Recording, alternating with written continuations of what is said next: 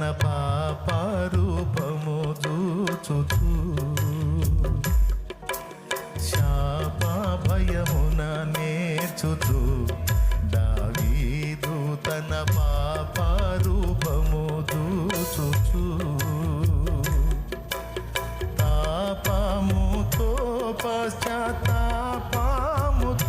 ప్రభుని తాపముతో పశ్చాత్తాపముతో ప్రభుని పదములు సంధించి తాపముతో పశ్చాత్తాపముతో ప్రభుని ప్రాపుగోరగని క్షమాపణను దిన